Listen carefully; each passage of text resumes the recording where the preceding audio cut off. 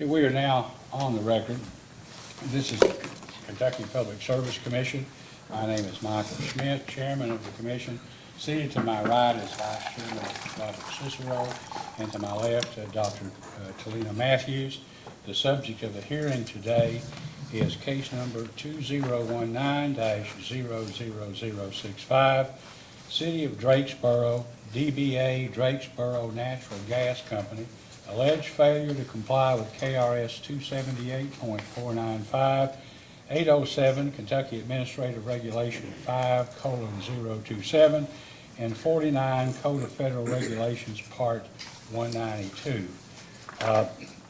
This case began, I think, in February of this year. The last hearing that was held was June 19th, 2019. At that time, I think Mr. Sean Martin of Russmar was to be a witness, but was out of state, and in an attempt to get here was delayed in the Atlanta airport, and so the hearing could not be completed. The purpose of this hearing is to complete all evidence needed to ultimately brief and for the parties to brief and the commission to decide this case.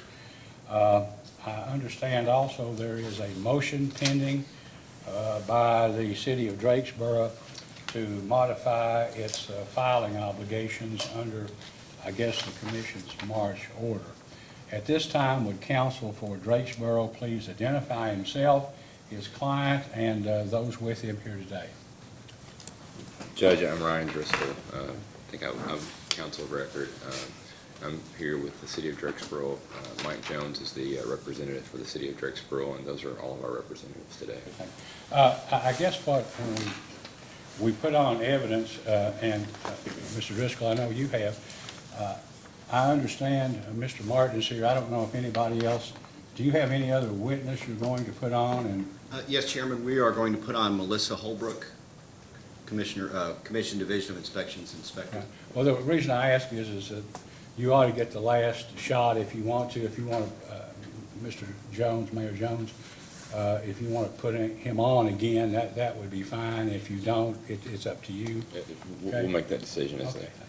And for a PSC Division of Inspections, counsel, would you identify yourself and your client? Yes, John Park with me today is Melissa Holbrook from the Division of Inspections. We also intend to call Mr. Sean Martin. All right, I guess we could, Mr. Driscoll had a motion that we could consider now or delay, but if there's no reason to delay it, his motion is to modify the biweekly filing obligations that are contained in the order. I think it's the March order. I didn't see a response from Division of Inspections. Mr. Park, does Division have any objection to the motion? We intend to present some evidence on that. We don't have an objection to a modification of the filing requirements. We would like some of the tests that are that the status reports cover to continue to be performed and records kept subject to inspection when we request it. But as far as the biweekly filing requirement, we do think that can be eliminated. Well, I mean, if it was, what, Mr. Driscoll? Yeah, we're fine with continuing the reporting, just we were hoping for a little bit different intervals, a little bit longer between. So if the... I'll tell you, when we get through, Mr. Driscoll, remind us to address that, and then you all might be able to discuss it, or at least we can present an argument here in front of us, however you'd like to do it, or wait and, pass a ruling to the merits in the end. But, I mean, I understand there apparently is no objection to modifying the obligation, but there's some other qualifications, so we'll get to that. Is there anything else, Mr. Driscoll, that you think the commission needs to consider before Mr. Park puts on his witness? Judge, the only witness we would have probably is Mr. Jones, and we'll talk a little bit about maybe some, depends on what his testimony is, and then we'll make that decision at that point. Mr. Park, you may call your first witness. Division of Inspections calls Melissa Holbrook.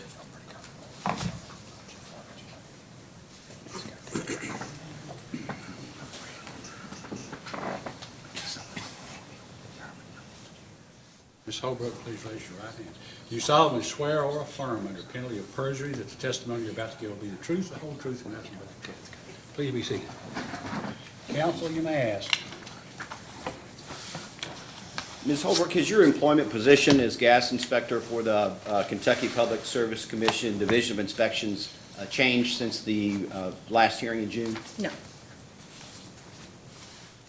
The chairman referred to the opening of this case in February, and at that point, you had conducted an inspection of the city of Drakesboro's gas system and cited the city for 35 violations of minimum pipeline safety standards. Is that correct? Yes. And you conducted a follow-up inspection of the city system on June 14 of 2019. Is that correct? Yes. And in your inspection report, you note that the city had cured or fixed all but 12 of the 35 violations. Is that correct? Yes. So as of your June 14 inspection, there were 12 outstanding violations remaining. You also made a recommendation to report that Drakesboro contract with a trained and qualified specialist to assess the pipeline system for corrosion, the rectifiers, and the cathodic protection. Is that correct? That's correct. And have you, since the June 14, 2019 inspection, performed another inspection of the system? Yes, August the 22nd. And what did you review as part of your inspection on August 22nd? I reviewed the open 12 deficiencies from the last inspection. Did you prepare a report based upon your inspection on August 22nd? Yes. May I approach, Your Honor? Yes, you may.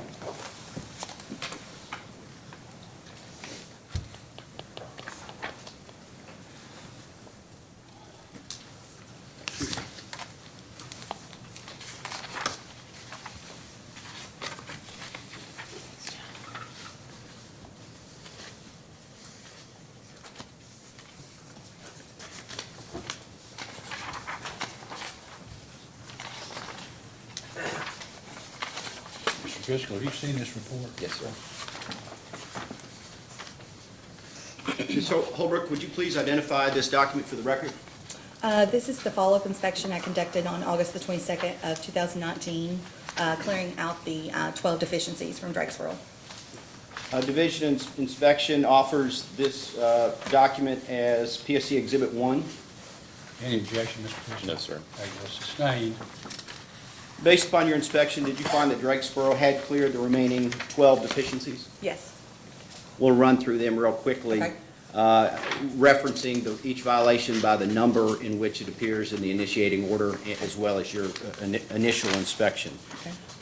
Violation number 8, Drakesboro had not provided training for supervisory personnel who will determine whether an employee must be drug tested on reasonable cause. Has the city addressed that? Yes, they conducted the training on August the 9th of 2019 and provided records. Violation 13, Drakesboro has not submitted annual reports as required by 49 CFR 191. Yes, they had submitted the annual report online July the 9th.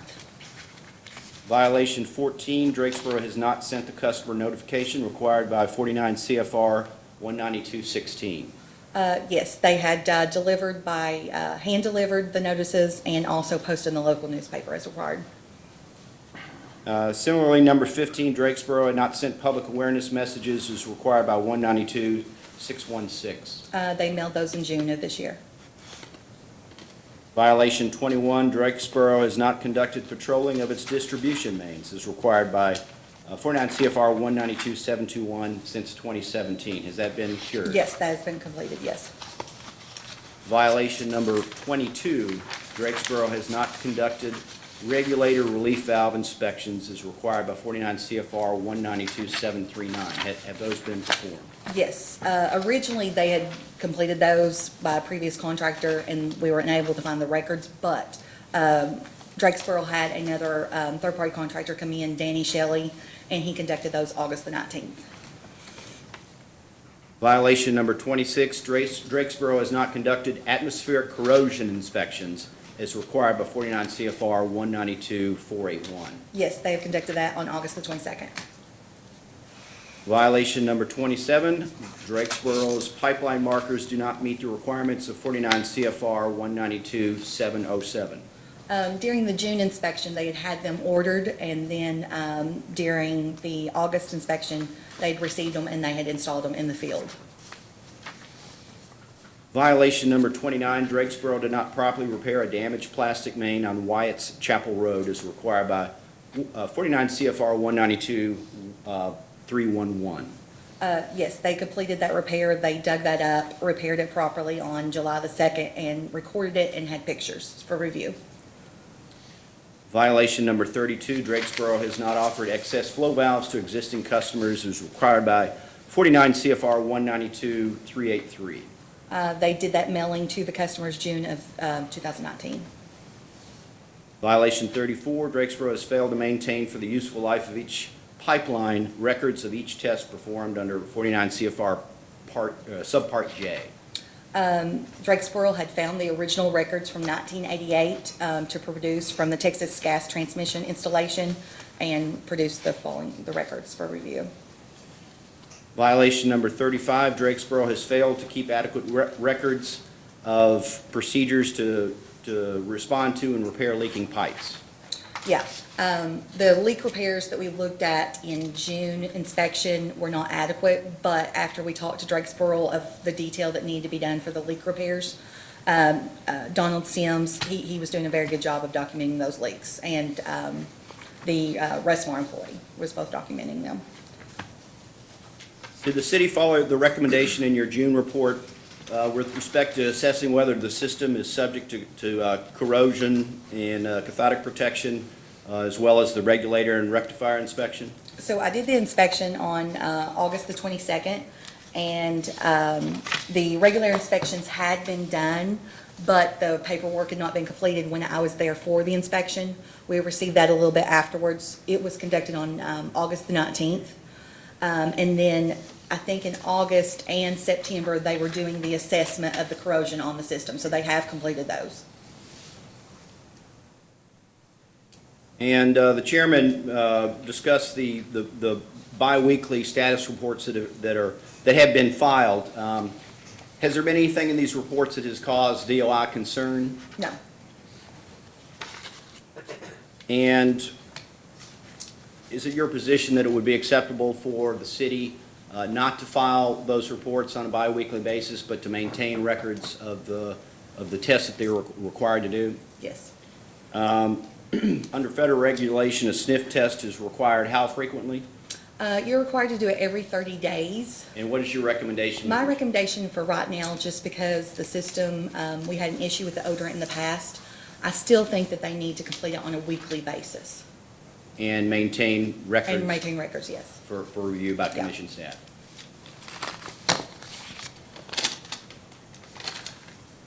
Based upon your inspections of the system, is it your opinion that the system is being operated presently in accordance or consistently with minimum federal pipeline safety standards? Yes.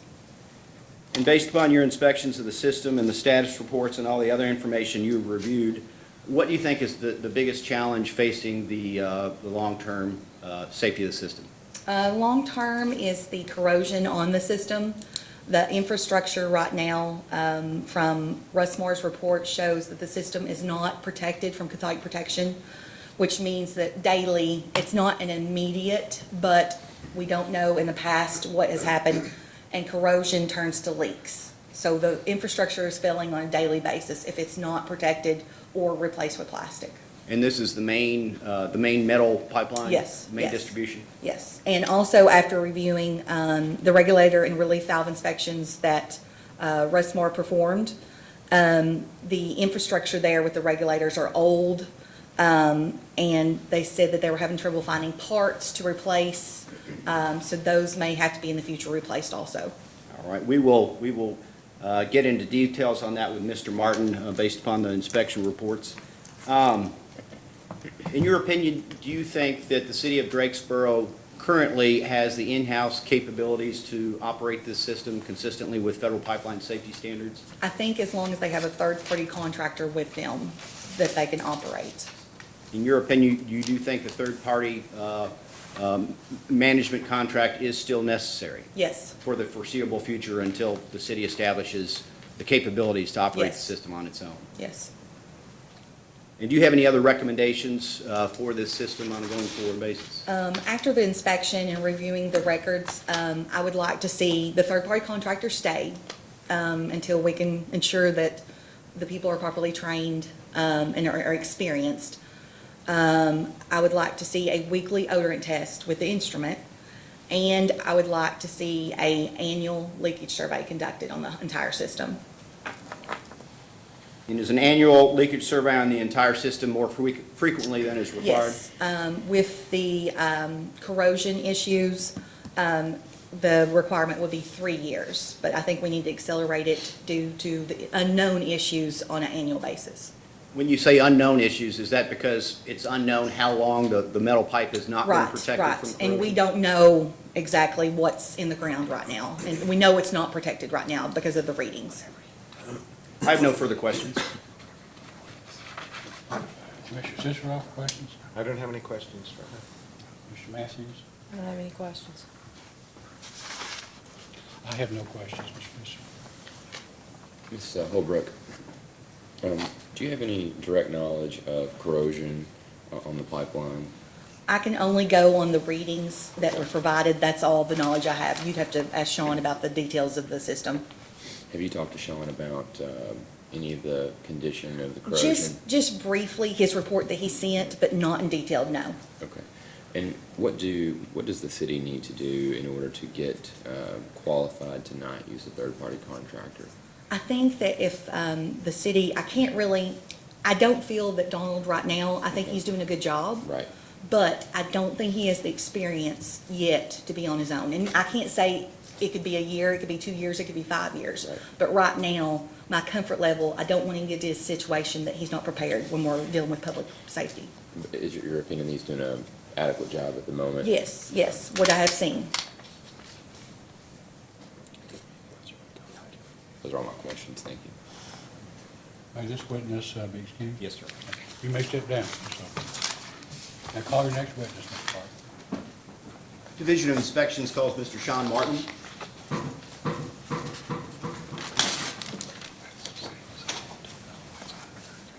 Martin, please raise your right hand. Do you solemnly swear or affirm under penalty of perjury that the testimony you're about to give will be the truth, the whole truth, and nothing but the truth? You may be seated. Yes, good morning. Please state your name and business address for the record. Sean Martin, And what is your role in connection with Rusmar? owner. Rusmar Management? Yes, Rushmore Utility Management. And what is your connection or role with Martin Contract? Also owner. Does Rusmar Management remain under contract with the city of Drakesboro to operate the system? We do, And yes. provide services Yes. pursuant to that? What is the term of that contract? What's the remaining term? It remains through March of 2020. And just generally, what services has Rusmar been performing for the city? We have basically been doing the compliance, getting everything up to date. We also have a man on site daily to assist Drakesboro with day-to-day maintenance issues, operations, service line extensions, just general everyday activities. And is the city current with its invoices as far as payments due under the contract? All monthly invoices are complete. We're up to date on everything. There are a few work performed invoices that are outstanding, but the mayor and I have been in constant communication with that, and we're in good standing with them at this point. Rusmar is satisfied with the Yes. current system? And what is Martin Contracting's role? Martin Contracting is basically a construction pipeline installation company, and so we basically, Martin will, if there's any emergency leaks, any main extensions, anything to be performed outside of just general maintenance, we call those guys in to do the repairs. They have welders on staff and such. Ms. Holbrook testified that in her opinion, the Drakesboro system is presently operating consistently with federal pipeline safety standards. Do you agree with that opinion? I do, yes. In connection with Rusmar's work for the city of Drakesboro, did Rusmar perform or cause to be performed Regulator and relief valve inspections. Yes, we did. May I approach, Your Honor? Yes, you may.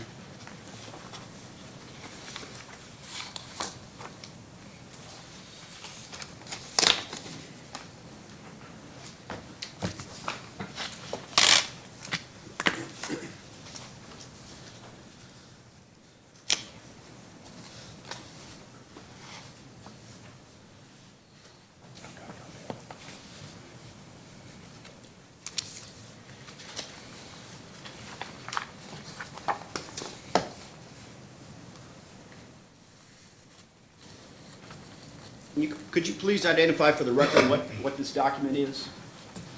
It's the regulator and relief valve inspection reports per station that was performed. I'm going to go through them real quickly and have you explain what the results mean.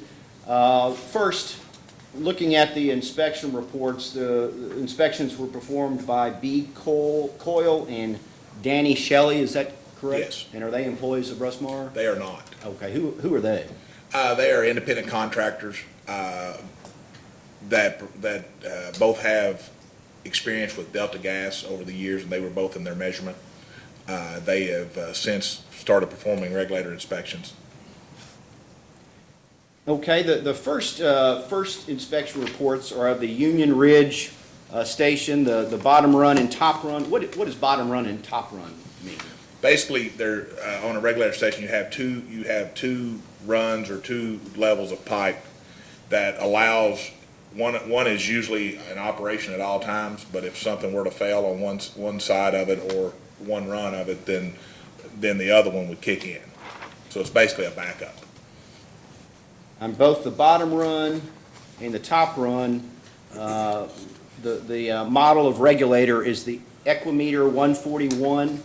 The report says that these are no longer available, they're obsolete, and no spare parts are available. Is that correct? That's correct. That's from what we were told from Danny and Bobby. The report indicates that because there are no spare parts available, the inspectors could not take the regulators apart. They had to just do a visual inspection. Is that correct? That is correct. And the inspector recommended that these regulators be replaced with more modern regulators. Is that correct? That is correct. And can you give the commission an approximate cost of each of these, putting in a new regulator? Just putting in a new regulator, there are some piping that goes along with that. For all the regulator stations outside of the actual purchase station, you're probably looking at somewhere around an estimated cost of $25,000 per to change the regulators and do the repiping. And the reconfiguration? Is that total cost or per regulator? That's on average of per regulator station. Per station? Yes, and the reason being is the way some of them are set up, that we may not actually be able to just to go in and change the regulators. There are some additional work that has to be done, and sometimes the regulator stations have to be isolated, so you may have to actually divert the gas around just because of the way they are. That is on the high end. I think some of that work can be performed cheaper, but for a good average without doing a lot of pre-work on it, that's what you're looking How at. many are the regulator stations? 4. There is a little bit of potential, we're doing some checking right now. Due to the load, we actually may be able to rework the purchase station and move one regulator station down the line closer to the purchase station and eliminate a couple of these stations. Looking at the inspection reports, and you mentioned the purchase stations, so I'll jump to that real quickly. I believe those are the last reports in this document. And the reports indicate that they're working properly, but they needed maintenance. They hadn't been attended to lately.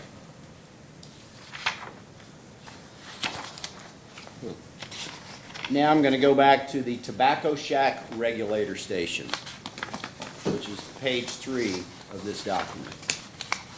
And again, it indicates that this station has Equimeter 141-2 regulator, and that this regulator is obsolete and needs to be replaced. Is that accurate? Yes. And would the cost estimate for replacing, reconfiguring this also be approximately 25,000? This station is a little smaller. It would be, I would estimate somewhere around 15 to 20,000.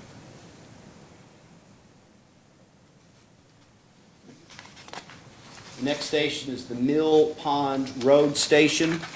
It also has Equimeter 141-2 regulator, which is obsolete. And is this a small station, or how much, what would be involved as far as cost to fix this one? You're looking at basically the 15,000 range. If you look at the body size and this is a smaller diameter with the regulator, so I think, and I actually think this is one of the stations that could be eliminated if we were to downsize the pressure of the system back closer to the purchase point. So it could be redundant or possibly not needed if the purchase station regulator station. Yes. And you indicate it's a smaller, that's the 1-inch Yes. body size? All right.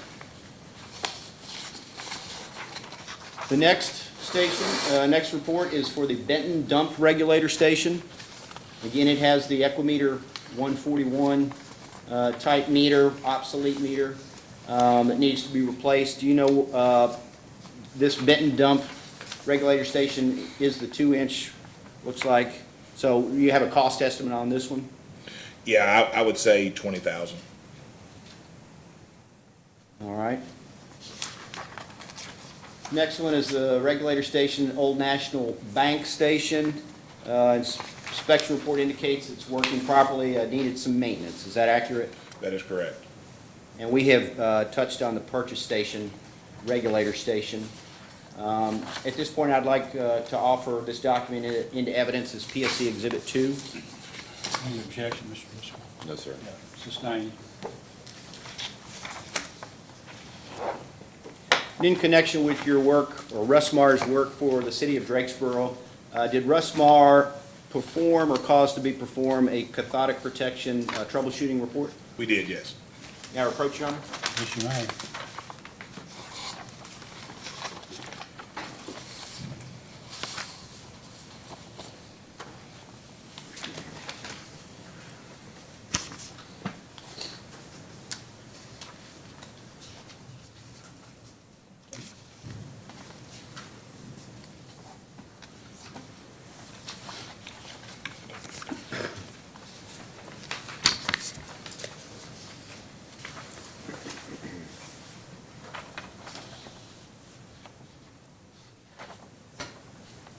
This report was prepared by Mark McGuire. Is he an employee of Rusmar or an independent contractor? He is an employee of Rusmar.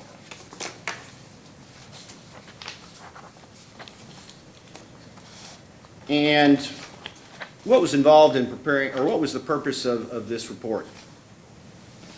Well, we needed to assess the system to see where the shorts were, what the readings were throughout the system, to see if we could isolate any particular areas that we needed to focus on in order to get the readings up. So it was the first step in this, perform pipe to soil readings? Well, the first step was to check to see if the rectifier was up and working adequately. And what, I guess let me back up, because I'm not a scientist or electrician or chemist, so cathodic protection is not something that's something I'm particularly familiar with. So just in general, could you describe the cathodic protection that's currently in place on the Drakesboro system? Well, it's a rectifier system, so that it should be a current running throughout the system in order to keep the moisture away from the pipeline. And it would be a constant current where it's a completely steel system, so that it should be running along the pipeline to perform the cathodic protection. And so just in my layman's understanding, a current is put on the metal pipe, current goes in one direction, lines up the metal, somehow the polarity of the metal to discourage corrosion. That's correct, yes. And so if there's not sufficient enough current, you're going to lose that protection. Right, at any point where that current is disconnected or is shorted out at any point, then any point past that, you lose all cathodic protection. And the report indicates that The inspection of the rectifier revealed that the voltage was adequate, but the amperage was inadequate. So that indicates there's a problem with the rectifier It itself? does, yes.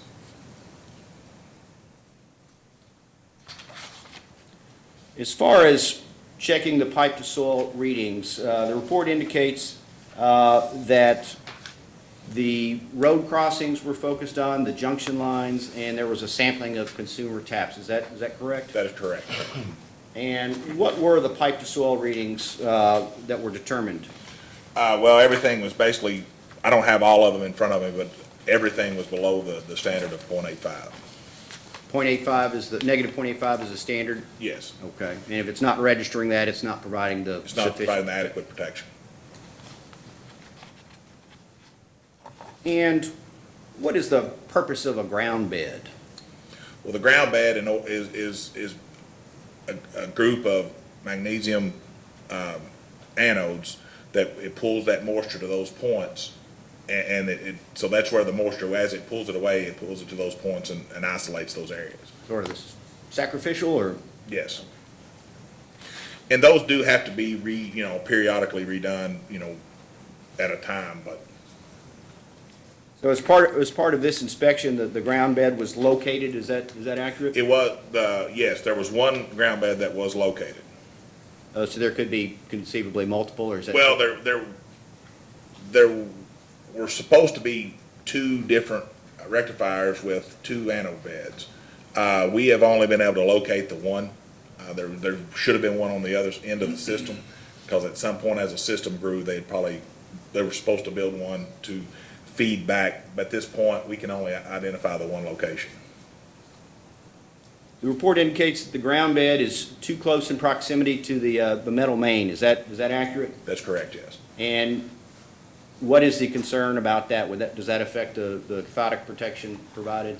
Well, it just affects how, it's all, and I'm not an expert on that by no means, but it basically, the layman part of that is everything is required as far as certain distances away from the pipeline so that things don't cross over and it doesn't short out, and so it keeps those constant distances away. We'll move on to the recommendations. Report says the main line will need to be isolated. And why is that? Well, basically, at any point where there are concerns and there are shorts where the pipeline isn't given a constant current, or the ability to have a constant current, then as long as it's not isolated to do that, then the pipeline cannot be protected with one rectifier from one location. And the report says to isolate the main, all mains crossing roads will need to be replaced with new spacers and seals, along with 4 wire test stations at the vent pipes.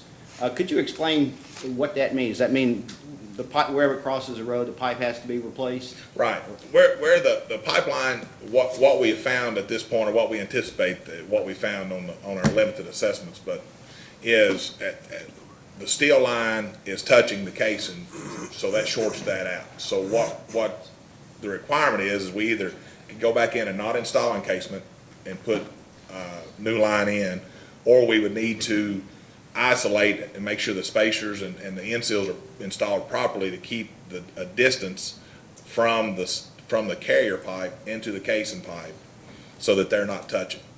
And then the 4 wire test stations allows you to, because your casing pipe has to be protected as well. So those test stations coming up, there'll be wires connected to the casing, there'll be wires connected to the steel, and you can take those readings to isolate which reading is which, and make sure that, identify that those areas are both being protected properly. Both those areas.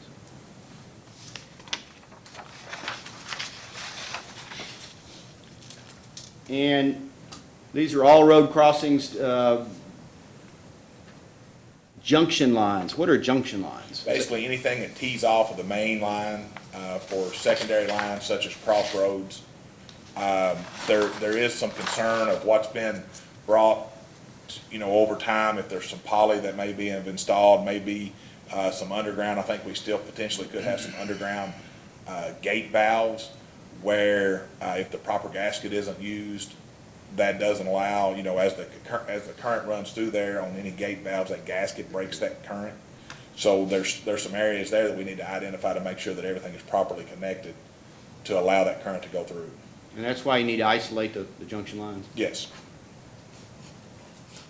The report recommends that new valves be installed with the 4 wire stations, and meters will need to be insulated with spuds installed. What's involved with that? Well, that's just basically changing the meter bars.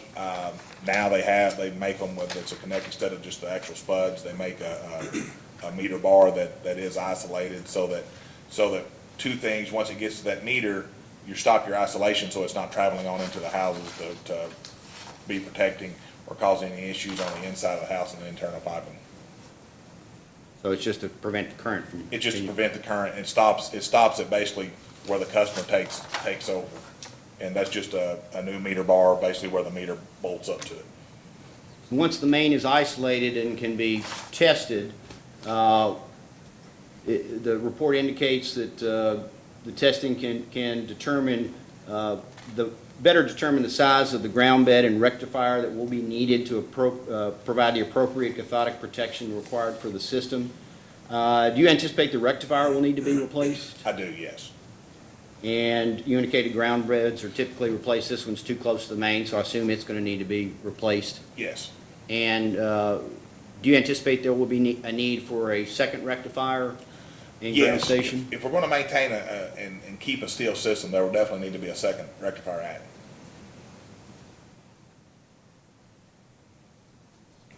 Has Rusmar inspected or caused to be inspected the metal pipe for corrosion? Is it other than where the pipe is dug up? The only time that we also have an opportunity to inspect it is if there is an issue. Whenever we first got on site sometime in March or April, there were 2 different times that there was a issue where we had to go in and fix a leak On the main? on the main. You know, by doing that, we have to isolate those areas, and we install hot taps on it, and we drill into the line. Once we get those, you know, you get a coupon out of that fitting that you can identify and physically look at what the inside of the pipe looks like. And on those 2 occasions, what was the condition of the pipe you did look at? It was all, from a visual standpoint, looked like it was in great condition. But no, that was the extent of the inspection? Yeah, there was not sent off, it was just a visual inspection. There was no identifying pits or anything that would look like that there was any corrosion issues at that point. So on a going forward basis, long-term for this infrastructure, what are the city's options? Fix the cathodic protection for the metal pipe or replace the pipe? Yes, basically the 2 options are either to fix the cathodic protection on their existing system or completely change the system from steel to poly. Is the city, or what has been your involvement in assessing these different options, or what is being done to consider how to address this long-term problem? And we've looked at the different option of repairing, which is with the unknowns, it's very hard to put a dollar amount on what it's going to cost to repair it. It's very open-ended. The city has procured a engineering firm to pursue some funding in order to replace their steel lines with poly. And what is the name of the engineering firm, if you know? Abacus Engineering out of Richmond, Kentucky. Do you know who the city has been dealing with at Abacus? Dwayne Wheatley.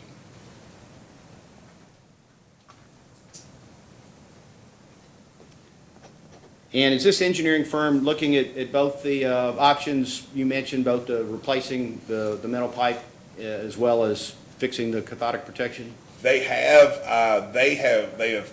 been in meetings and used Mark's recommendations on some options and trying to get some estimates put together. They, at this point, are focused more on the pipeline replacement as opposed to the repair, because we feel like at this point that may be the more accurate amount that we could put on what it's going to cost to repair. Ultimately, that will have to be done in any event. Yeah, that'll have to be done in any event. And is the city considering, or is the engineering firm looking into for the city doing this project in phases?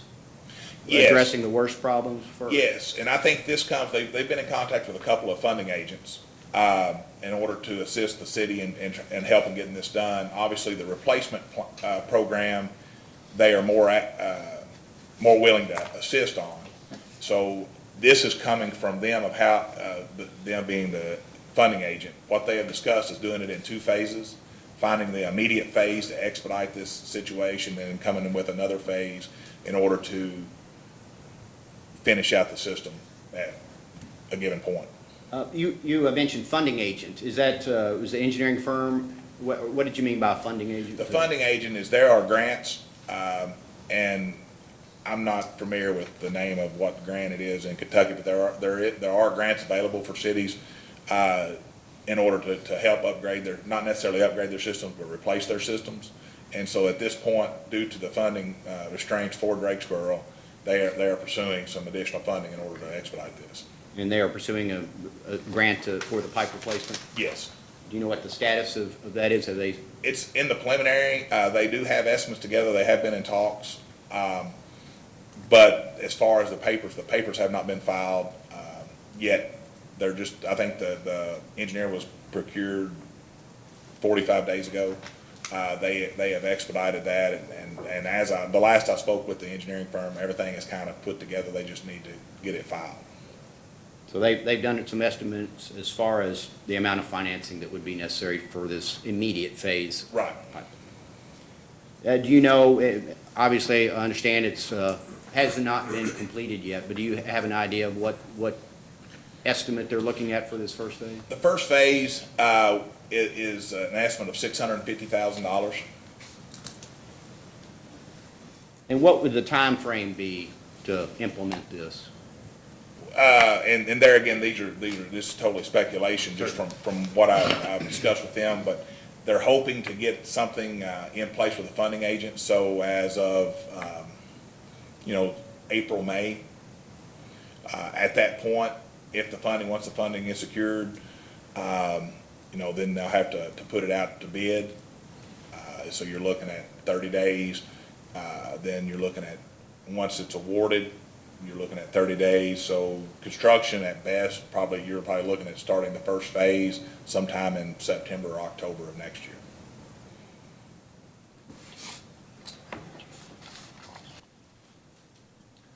And any slippage in that would mean it would be the next spring. It could You'd be it- heading into the, Yes, it could potentially get pushed back into at the beginning of construction. Do you know if the city would be relying on the grant, only relying on the grant to fund this work, or would they be required to also put up part of the cost, or go to a lender, borrow the money, or? There is a cost-sharing portion. It's my understanding that the funding agent, and there again, I'm not an expert on this, so the percentages I'm not 100% sure of, but it's my understanding that there's about 65% that you can get grant, and the other would be a loan.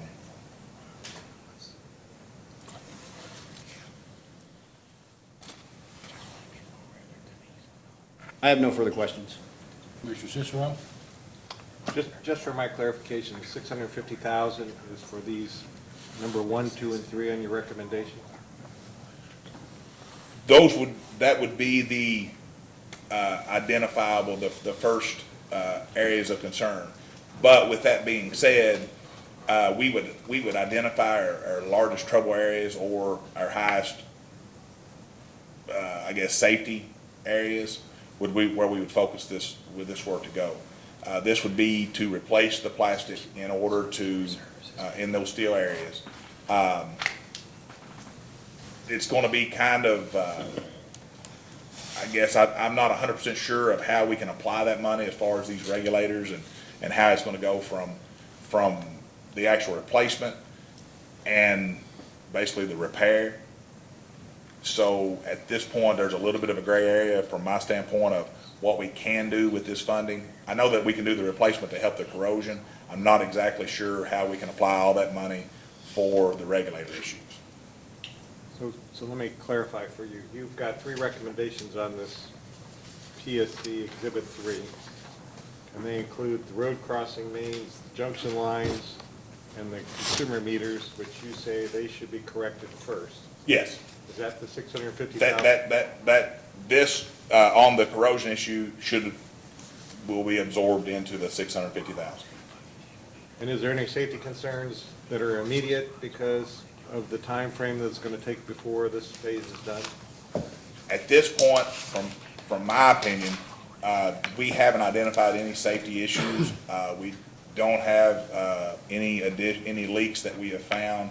But obviously, the more monitoring we can do with that, because we're really unknown of where the system lies. We don't know the status of how long this corrosion issue has been in place before we found it and identified it. So at this point, we don't have any identified, only by leaks, and doing leak surveys, we haven't found any issues from a safety concern. The independent contractors, Shelley and Coyle, Yes. do they require any certification? I know you said they work for Delta, but what's? Well, in the past, that's where they have their experience from, was the Delta measurement. Yes, they have certifications and operator qualifications to perform these and perform these inspections throughout the state. Okay. And do you agree with Ms. Holbrook's assessment that the city's not able to, or doesn't have the capability yet because of experience with the operator to manage the system themselves at this point? At this point, I would have concerns with the city being able to completely manage their system from the needs of what a city and the experience they need to operate a gas system, yes. And do you believe that there's a timeline that is, runs parallel to whatever the repairs are that you've identified here for the system? In other words, if Russ-Mart were to handle all of the required upgrades and repairs at that point, if they have the same personnel that seem to be developing, would at that point you would think the city could operate the system? I would think that the city would be able to handle day-to-day maintenance issues, but I think that it would be something that we would look at as far as once we step away from day-to-day boots on the ground, that there would still be some requirements that they would want some compliance assistance with. Have you broached that with the city of Drakesboro in terms of that type of a timeline? We have not discussed anything as far as that moving forward in the future. I have no other questions. Mr. Matthews? I'm just curious about the procurement of the engineering company. Do they have any experience with this funding agency and with getting these grants? They have worked with the funding agents prior on other projects. I don't, as far as their resume, I don't have that. I thought they were from Richmond. I thought maybe you. Right, well, we have worked You knew together. them. I do know them, and I have worked with them, but as far as how much they've actually procured over time, I can't answer that. I do know that we've worked with them on several occasions. Do you know if any other engineering companies were looked at?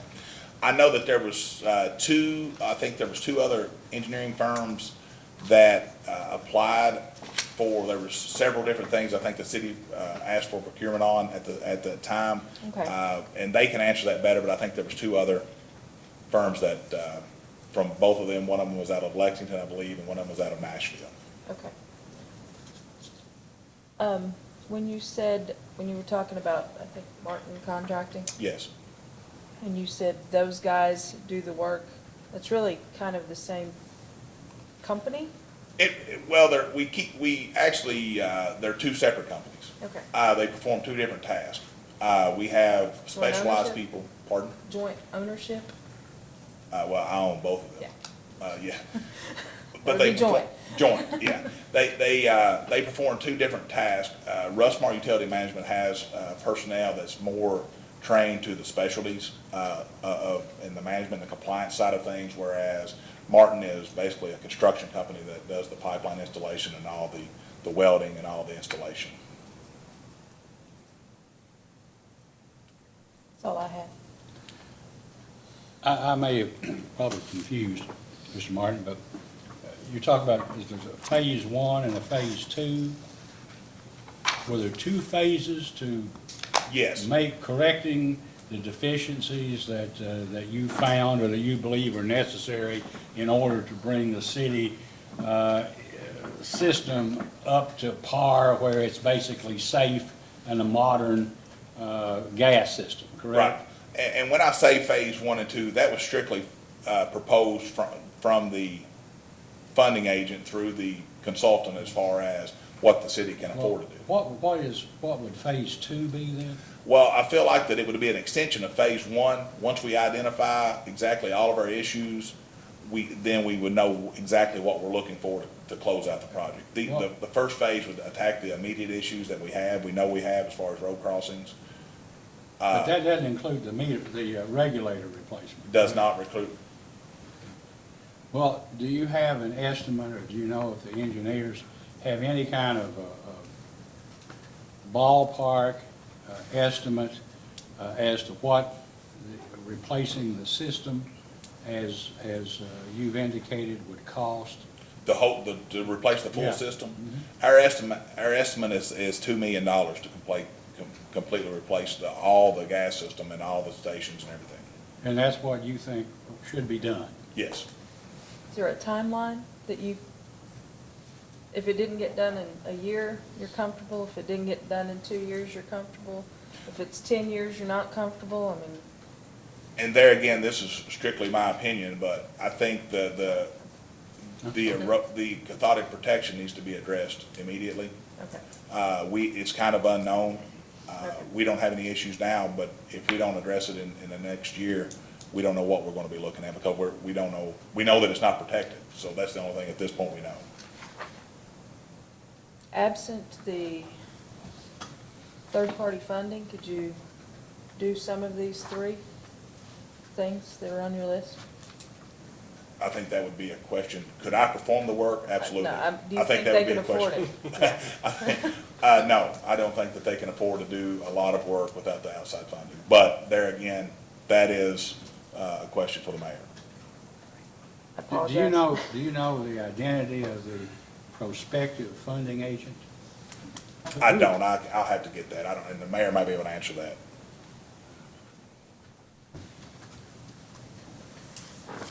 Although I know you weren't here at the, I guess, the June hearing, but I think I don't know if it's Mr. Sims, whoever basically one of the employees of Drakesboro Gas testified that he didn't think he would be qualified or shouldn't be able to operate the system on his own unless a couple of years or so had gone by where he would have opportunity to experience work with your people or someone else in a similar Sure. capacity. Would you tend to agree with that? I would agree with that. I feel like that with the amount of work that is going to be required and the additional attention and the unknowns as far as someone without a lot of experience being able to address things as they come up, I think that it would be very difficult for someone new to the system or new to the construction industry or the gas industry to manage those properly. Would you think it would be both easier for those employees and safer once a new system was in place as opposed to the one with the potential problems that you've identified along with Ms. Holbrook? Yes, I feel like that, especially if we go with a poly system and we do a complete overhaul, that once that's in place, it would be a lot easier to manage. I have no further questions. Mr. Driscoll, Yes, sir. cross-examination? Thank you. You listed 3 different things as recommendations on page 2 of your report. Number 3 is all consumer meters will need insulated spuds installed. Is it your understanding that the city, in conjunction with your company, is currently making that happen as we speak? Yeah, it's my understanding that we have changed out some meters, and we are changing those out periodically. I think whenever the assessment was made, it was basically saying that at some point all these, there may be half the system this has already been done. They hadn't identified that work being completed. It was just stated that at the end of the final result should be all of them should be changed. Right, just wanted to be clear that that was in process, in Yes. progress, okay. And we talked a little bit about how your company is separate, or we got two separate companies, right? Yes, And the company that you have the written formal contract with the city of Drakesboro is Rustmar, correct? yes. Okay. And what types of services do you do on a day-to-day basis as part of that contract for the city of Drakesboro? We do service calls. I think we do the odorant readings. We do leak inspections. We do basically everything outside of, I don't think we read the meters. Okay. And I think you said your contract was up in March of 2020 with the city of Drakesboro, right? Yes, our contract was for 1 year, from the time it was signed, and it was sometime in March. And how much is that per month, do you know? It's approximately 11,000. And you're currently stationing a guy in Drakesboro 7 days a week or 5 Yeah, days a week? we basically have a guy that is there 7 days a week, or on call 7 days a week. Obviously, he's not there 7 days a week, but he is also on 24-hour call. Right. And so I guess what I'm curious about is in March, do you think there's a possibility that could be scaled back to some degree? Maybe maintain some of your services that relate to that ongoing contract, but scale back some of them? I really think that it'll be hard to pull somebody out of there with the unknowns of we can't pick what day something's going to go wrong there. Okay, there's no way you could keep somebody on call maybe an hour away or something like that?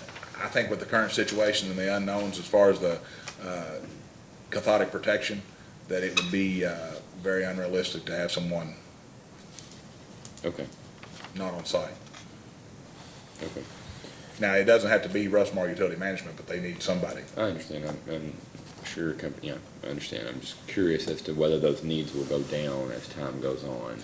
I think as we start correcting some issues, that's definitely a possibility. But at this point, we're just maintaining the issues. Okay, and so do you expect to be able to scale down those services only upon completion of phase 2, or maybe upon completion of phase 1? How do you foresee that those needs changing? I think that that's unknown at this time. However, I think that if we can address the issues that need to be in phase 1 and have a better handle on what we have left, I think that's a possibility. Okay.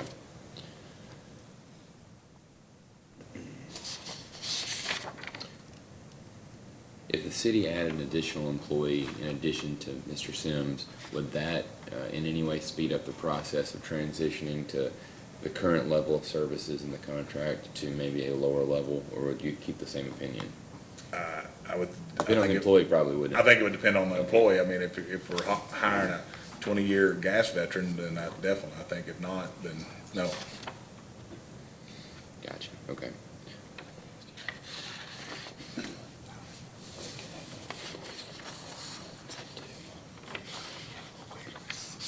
Those are all my questions. Thank you. Anything further, Mr. I had one follow-up concerning the cathodic protection troubleshooting report on the three recommendations. Those all pertain to cathodic protection and maintaining the metal pipe? On the cathodic protection? Yes. Yes, that all is pertaining to maintaining the existing metal pipe. So if the funding comes through for a pipeline replacement, would you still need to take any of these measures on the cathodic protection system in the short run? There's a short term, obviously, that there would be some connecting lines and as you made some connection, there would be some branch lines that would probably needed to be protected. It's my understanding that we're basically focused on the trunk line at this point, which would be the main crossings. The only thing I will say is from a funding standpoint, that if obviously, as far as we'll determine a timeline and what we feel like as far as managing safely, but at some point, if the funding doesn't come through, this will need to be addressed. With the funding for the pipe replacement? Yes. I have no further questions. So, In terms of fixing the system, the entire system, do you have an estimate, or do you know if the engineering firm have, forget the funding at this point, about what the time, a reasonable time frame for making these repairs or replacements would be? You're talking from cradle to grave as far? Cradle to grave. Cradle to grave, I would say the best estimate to get it all completed, you're probably looking at 36 to 48 months. That's if funding was. That's if funding is approved in a timely manner.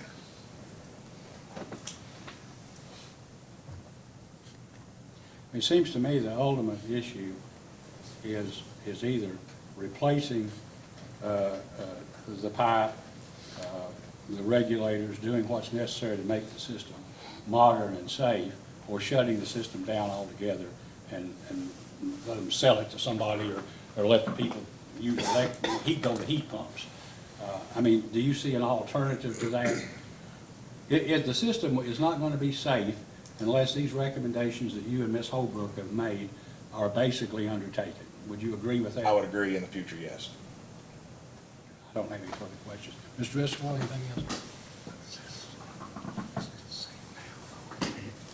Just to be clear, you believe the system is safe now, right? Yeah, at this point, there's no identifiable safety concerns from air monitoring at this point. And if you fix the cathodics, would that prolong how long the system remains safe? Yes. Okay. Do you know a general time frame for how much longer the system would remain safe and without the need for a more drastic overhaul? I do not. Okay. Do you know it would be cheaper? I think you said it would be $2 million for a complete replacement.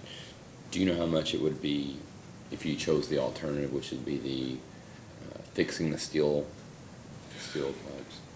No, it's a very open-ended. Okay. And I think that's kind of where we are as far as the assessment. Right. It potentially could be substantially cheaper to fix the steel, Yes. but the two issues you have is you don't know. We don't know to what extent. We know where to start. We know where we can start, but that would be a really open-ended project. And also, along with that, it would be strictly on the city, from my understanding, from a financing situation, it would be strictly on the city because there is no funding available for repairing of their existing system. It makes sense. Thank you. Like the waters. There's no money to fix it, but we'll extend it for you. Anything else? Mr. Farr? Just one quick follow-up. You indicated if the measures were taken to correct the cathodic protection, that would protect the pipe on a going forward basis, but as you've testified, the pipe's been in the ground for some unknown period of time where it's not been protected from corrosion. And there again, we don't know any of the existing situation other than where we've identified it in a few areas. Once we get the cathodic protection up and operating properly, basically we only know that it's being protected at this point. We don't have any prior knowledge of the damage that's done in the time frame that it was down. I have nothing further. Mr. Cicero, Mr. Matthews, any questions? But you feel safe because you're doing the leak surveys and you're monitoring the system? At this point, Today. yes, today. At this point, we have, through the leak surveys and what limited access we've had is cutting into the existing steel, we haven't had anything to throw up any red flags that there is a huge cathodic or leak issue at this point, or safety concern. So in February, we heard 100, 200 leaks, something, 106, I think. something that was overwhelming. How many leaks are you finding when you're doing your leak surveys now? I think minimal. There's a few class 3s, basically just small leaks, which is standard, on every system. We didn't identify any through our leak survey as far as any class 1s with our initial leak survey. We did identify one of the leaks as a class 2 that we did address relatively quickly, but we didn't find any major leaks on any of the leaks on the survey performed. People aren't calling to say they smell gas anymore. Now, you have your standard, concerns, but we don't have anything like a daily issue, as far as I know, and I've not been, there again, I'm not there every day. But from my personnel on site, we don't feel, they've not said we have an abundance amount of leak calls. Okay. I noticed in the reports, inspection reports, about the leak surveys, the class twos, whatever, if there was a class one, but those have all been repaired. correct? Yes, all the leaks have been repaired at this point, other than if even the class threes, it's my understanding, and I don't have all that reporting in front of me, but I don't think that we have anything that extends out over probably 60 days on anything. The cost of Russ Marr's contract to the city is, you said, it's at $11,000 a month? Yes. Or 11 okay, all right. I don't have anything further. Mr. Yes, Driscoll, sir. anybody else? May this witness be excused? Yes, Your Honor. Yeah, thank you, Mr. Russ. You may be excused. Is that the end of your case? It is, we would like to hear from the mayor, so I don't know if Mr. Driscoll intends to have the mayor. Want to put him on? I don't intend to if the You may city call calls him him. for cross-examination if you like. Division of Inspections calls Mayor Mike Jones.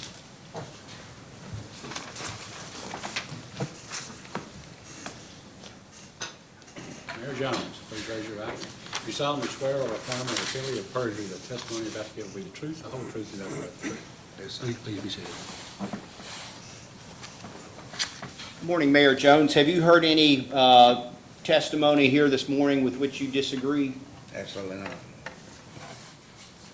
And basically just want to get some information upon the efforts that Mr. Martin discussed to obtain financing to address some of these infrastructure problems. He indicated you all are working with Abacus Engineering. Yes, sir. Is that accurate?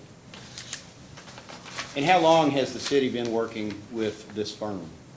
We acquired those engineers, along with the other engineers with our water and sewer problems, I think about 6 weeks ago. So you all look for an engineer to assist the city not only on the gas side, but on water and sewer issues as well? We took RFQs, requests for qualifications for engineering groups, who, some of which applied for multiple positions, whether water, sewer, and gas. Has the city executed any contract or any formal agreement with Abacus? Yes. Also another engineering group that is working with our water and wastewater. But not on the gas side, just, Just Abacus, yes. and what services, under this contract, what services is Abacus performing for the city? Abacus will work with the local funding agents, and they will try to fix all of the issues that Mr. Martin addressed to the council. What are the local funding agents? I think initially they'll work with the Pennyroyal Development District, and then they'll look for state revolving funds, Kentucky Infrastructure, Rural Development, all of those entities to find funding sources to help us with our problems. Is the city looking at a combination? Mr. Martin referred to a contribution requirement. So the city's looking at both applying for grants as well as borrowing money for its contribution? We had, I think, when I talked to the engineers initially, they wanted to know if we just wanted to go for grants or if we wanted to do loans as well. And I thought probably to speed up and fix our system as quick as possible, we should go after loans and grants.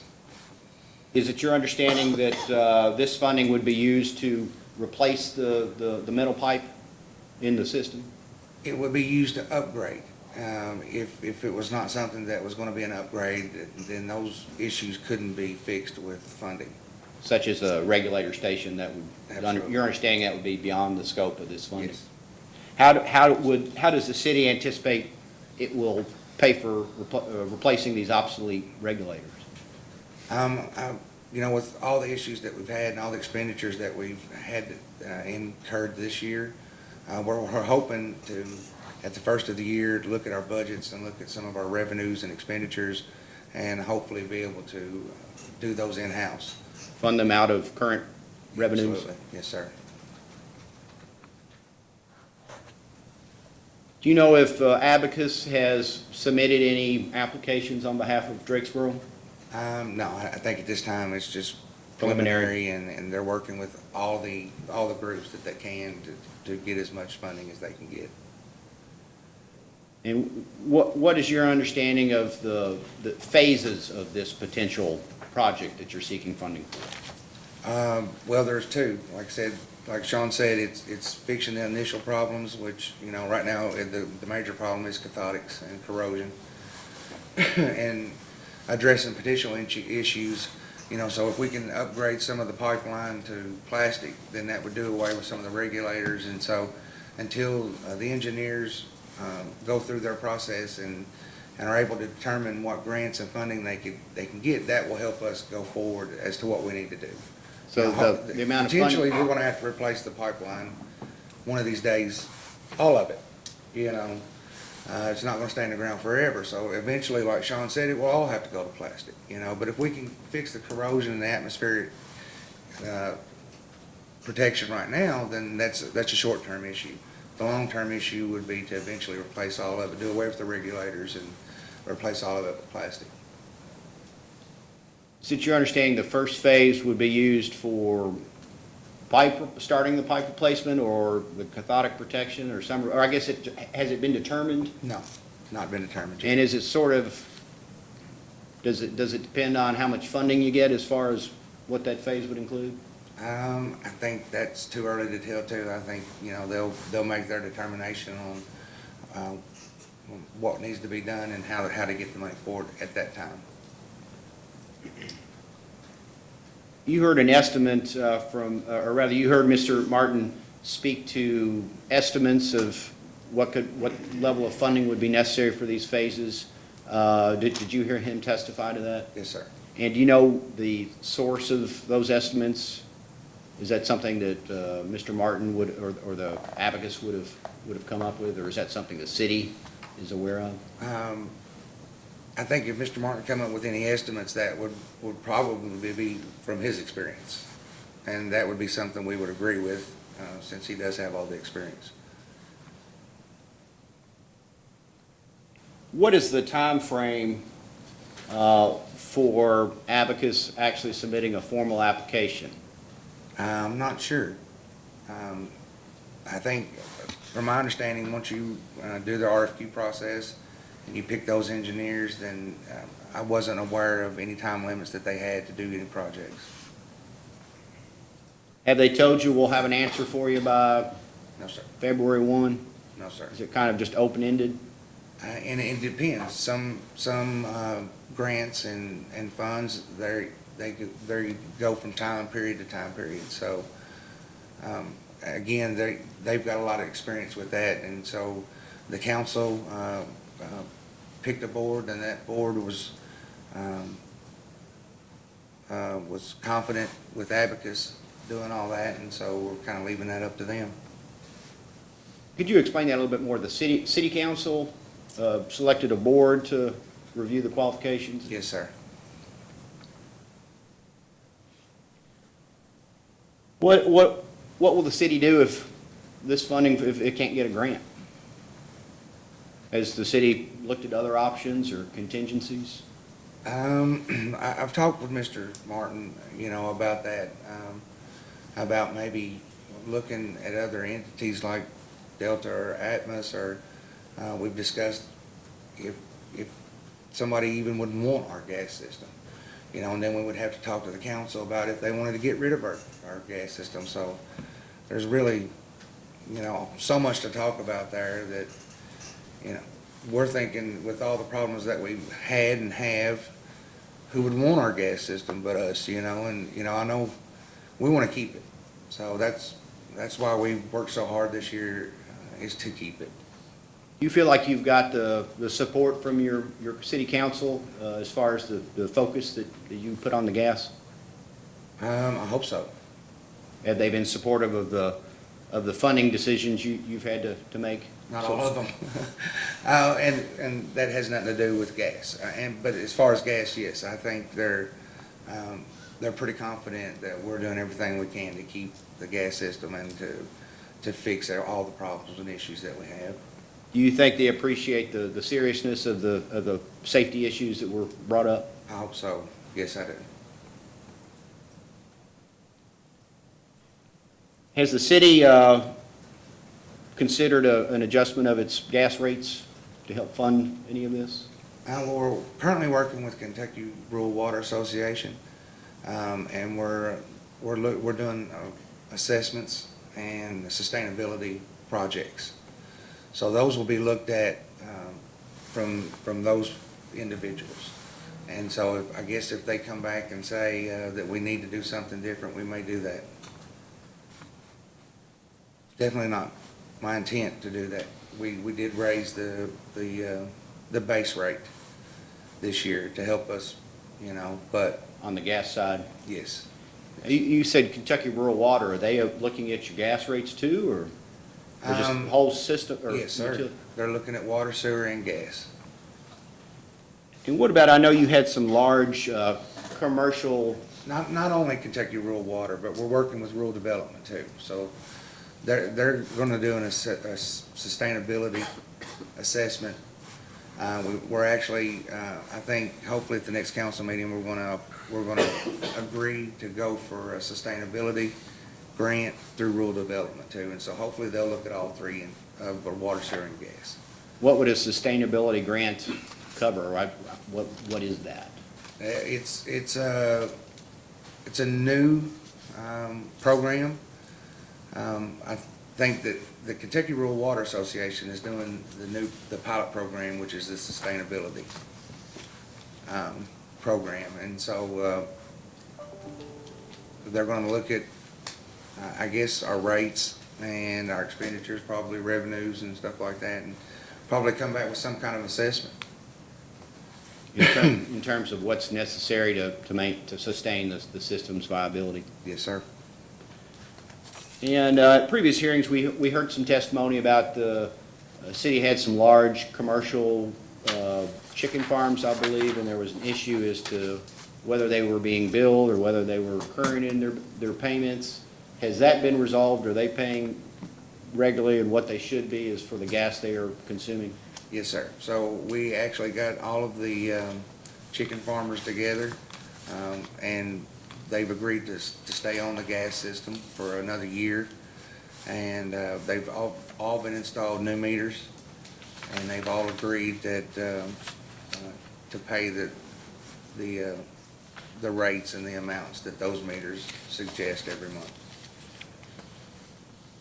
You mentioned they agreed to stay on the Drakesboro system for another year. Do they have other sources of gas, or what are their options?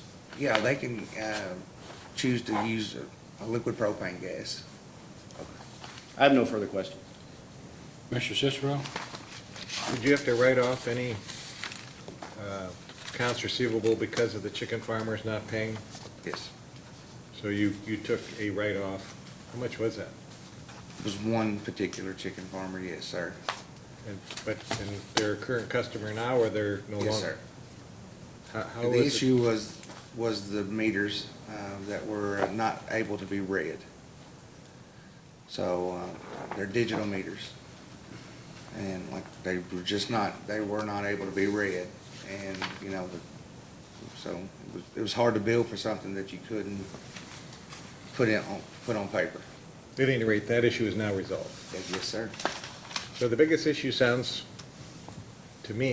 like there's never been money put into the depreciation reserve in order to cover this future anticipated infrastructure improvement. Absolutely.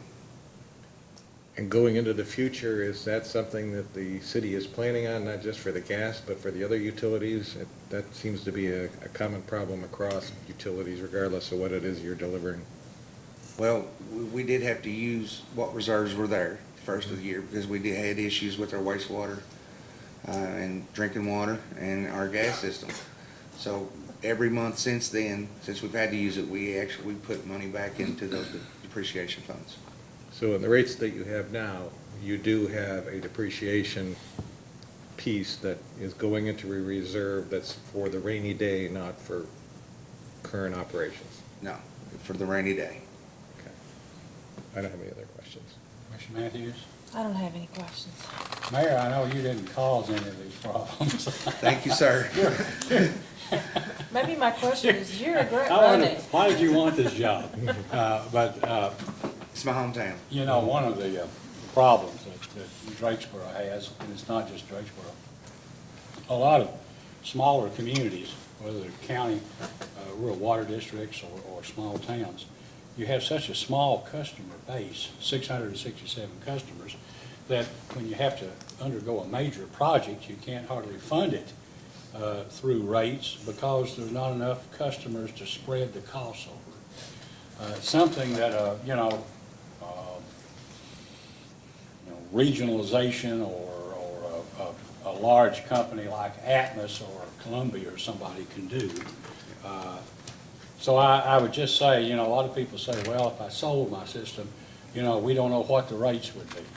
But that rates would be controlled ultimately by the Kentucky Public Service Commission. Yes, sir. Or here.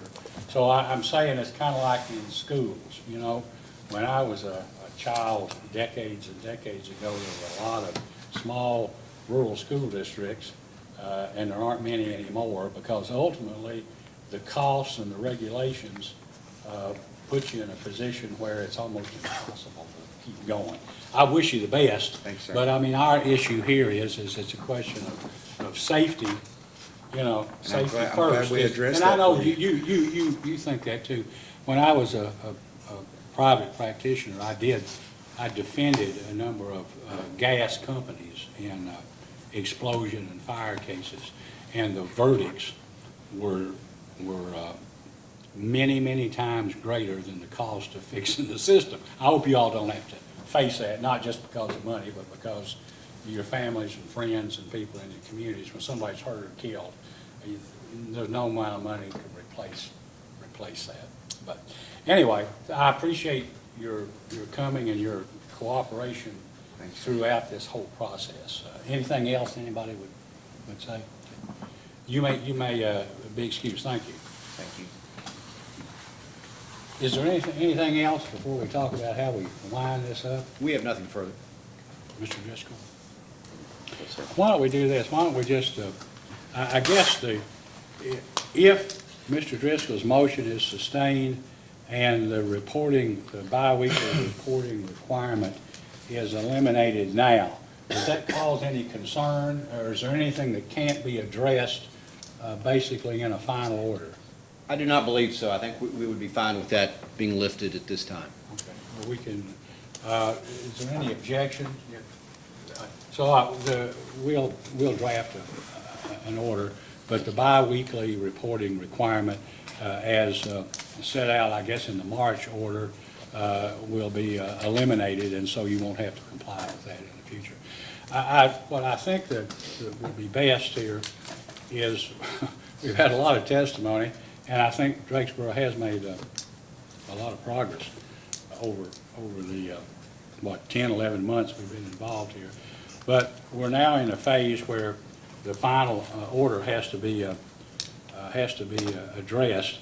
And since the burden is on staff in this case, and then they'll write the first brief, Mr. Driscoll, you'll have a chance to respond, and then Mr. Park and Ms. Frederick can file a reply. But I think the issues that ought to be addressed are the issues of, A, the alleged violations, the efforts made by Drakesboro, along with the costs incurred to address those deficiencies and to fix them, and also the what may be necessary under 49 Code of Federal Regulations. Civil penalties 190, 221. Under 190, 225, there are assessment considerations. And I would like the parties, when they file a brief, to basically discuss options that you think are available to the commission, as well as what your positions would be with respect to possible penalty assessments, if there are any, how those would be applied, discuss good faith. And so I think that may, I think if we make the decision and draft the order, it'd be good to hear as much as possible from the parties. That being so, I think the briefing schedule ought to be enlarged over what we usually do. And if we had like a 30 days, and 10, or so for a reply, that puts you up into, Mr. Driscoll, into mid-January probably. If that's a problem, let us know, because I want to give everybody plenty of time. Well, I was curious about, and this may be available online, transcripts or videos of the hearings. Here's the thing. I don't know why, at some point in time in the past, the commission eliminated the shorthand reporter, and so we go to sort of a log. Ms. Sackridge, I don't know where we are on all of the records so far, but as far as today and in the past, the ones that we've done so far, can you give an idea about how much time it would take to get that done? As far as I'm aware, Yeah. Chairman, all previous hearings are completed and published and out there somewhere. And this one, are you wanting to know? Yeah, about how long, if that would Do be, you how have a long it would take. request as to when you would like it? I can get it in 10 days to 2 weeks. Well, why don't we give you 2 weeks? How's that? And I don't know whether that takes, what 2 weeks is. What, we could do this then, if the 2 weeks would probably take you to, say, December 3rd. If we did that, then Mr. Park would have the thing available to him, so he could go until, I don't know, 30 days from December 3rd, or, well, once we get a calendar and we can do the order, it might adjust a day or two, then that would put him into January, you into early February, and him probably into, mid to late February. And I can probably just call the Public Service Commission and find those transcripts. You can get that. I don't know if they're online or not, but if you'll, I'll just make you can a request. contact Mr. Park, and he can see that We'll you do it. sent those, I'll do it. okay? Mr. Chairman, one other thing, it may be helpful to staff to address the expenditures that the city has been made in the efforts, that we do a real short post-hearing data request for updated financial information. Yeah, I think that'd be fine, because I think the city would want us to see what your expenditures have been, and maybe that was provided or partially as of maybe June. But yeah, if you could do that, you could do that now. We can do it 7 While days. you're waiting for the, Ms. Zachary to complete the log, okay? That's fine. So, I mean, I don't know if we need to address that formally or not, but if you can get those, Mr. Park, this is Friday, by Tuesday, right? Monday or Tuesday? I think we And will. I think the city, I don't know how much time you need, but you got until the 3rd. That's that. write us a On letter. what your costs are. I think we've got, DOI has got a post-hearing brief due on Monday, so perhaps, I think we can get it on Tuesday, but Wednesday might. Well, that'd be fine, as long as the city has an opportunity to provide everything, and that would give you a couple of weeks to get the information in, if that's okay. We'll do that. All right, if there's nothing else, then this hearing is adjourned. Thank you again.